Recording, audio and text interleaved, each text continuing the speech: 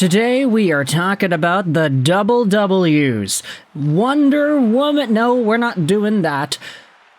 Kal-El, no. Okay, no, we can't do that conversation in this video. Instead, we are talking about two other W's that have been discussed in the context of the Vancouver Canucks bubble recently, and just going over all the updates, because there are a number of extra notes that we probably should talk about, starting with a player that is already in the Vancouver Canucks organization, but just has not signed yet. Take a look at this article published by Tom Banks earlier this morning on HockeyLatest.com. It cites some comments made by Rick Dhaliwal as to whether or not the Canucks are going to be able to sign Willander. It gives some pretty interesting insight as to what could go down in the next few days here. With Tom Willander in his home continent of Europe for the 2025 World Championships, even after being cut by Team Sweden, there are reports that teams there are courting him to turn pro and remain with them for the upcoming season. Keep this in mind. The World Hockey Championship is where teams from all the Euro leagues are. They're meeting with agents to try and sign players for the upcoming season. This week will be pivotal for the Canucks and Willander relationship. Now, this is what the article then further says. According to Rick Dhaliwal, that could push the Canucks to make some concessions in contract talks with Willander, and he has now revealed that we'll know about his future one way or another very soon. Willander is going to turn pro, either in Europe or with the Canucks this time next week. We should know where he's signing. It'll either be in Europe or in Vancouver. I don't even think the gap is that far. The gap is close. The Canucks have gone up. And so that is some relatively positive news when it comes to the Tom Willander sweepstakes. And I only say sweepstakes because we didn't really know where he was going to go. College, Vancouver, Abbotsford, Europe.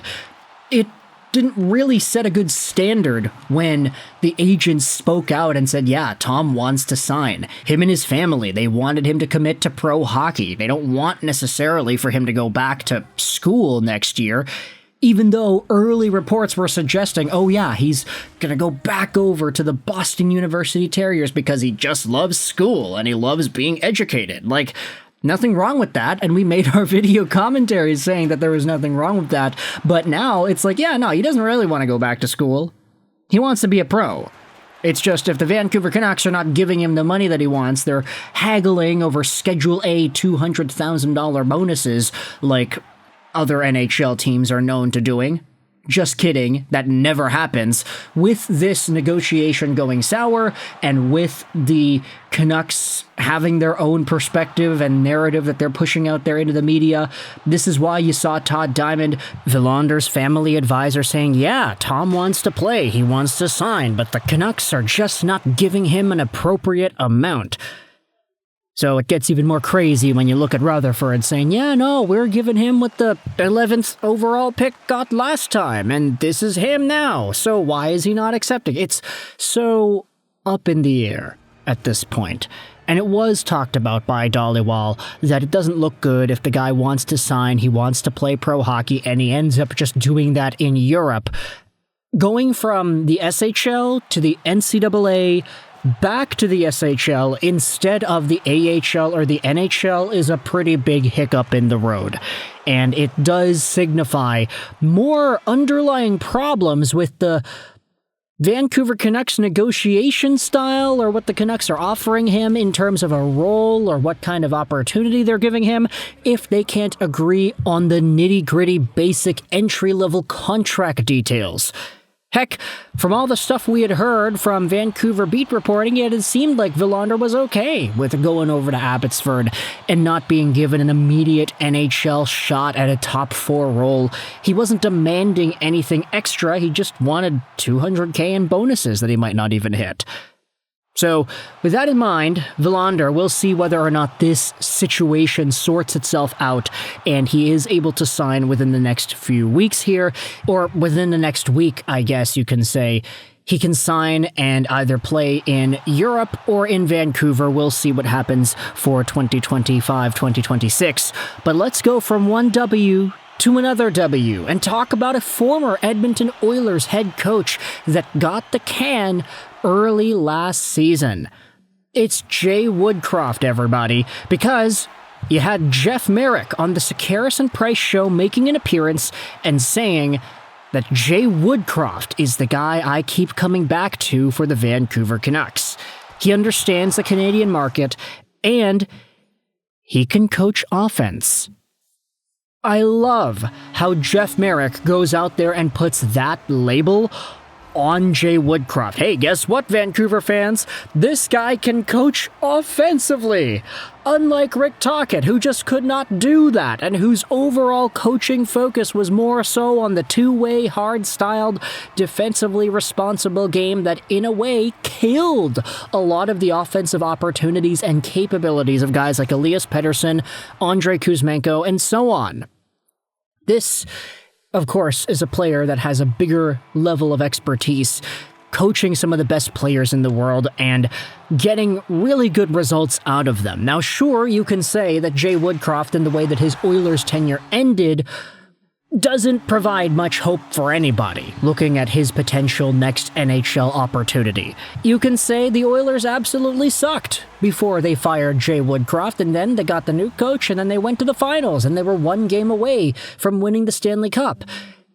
Is that on Jay Woodcroft? I honestly wouldn't think so. I think there are enough arguments to back up the idea that the Oilers just had a terrible slump at the beginning of 2024-2025, and that resulted in Jay Woodcroft ultimately getting the can. The Oilers started playing well, not necessarily because of Chris Knoblauch, but because the Oilers, they all just woke up. And even McDavid and Draisaitl and everybody there in Edmonton, they all said things like, yeah, it wasn't Jay's fault. We sucked. He didn't deserve that fate that he got, but he did it, and now we just gotta move forward. Jay Woodcroft, by the way, if you want to talk about his tenure with the Edmonton Oilers, he was reasonably good if you look outside of just the start of last season. But the Oilers made the conference finals in 21-22. They made the second round in 22-23. They ended up making the finals in 23-24, but they only had 3 wins in the opening 13 games of the season, which led to Jay Woodcroft's firing.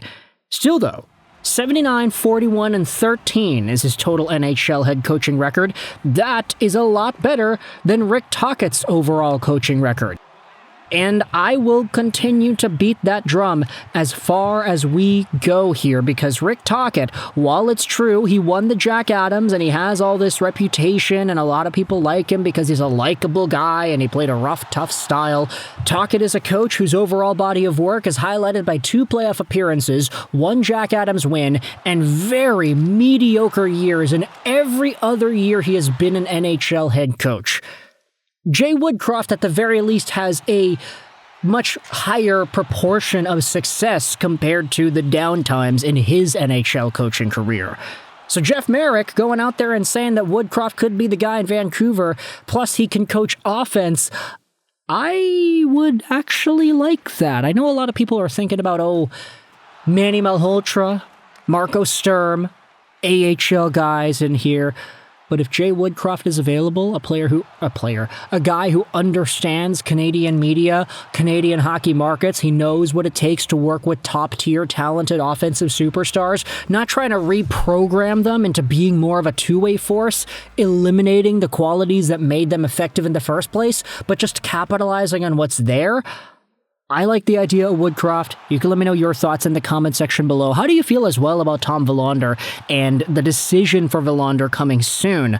Let me know in the comments all your opinions about the double W's in Vancouver Canucks news today. I hope you enjoyed this video. 99 and bye.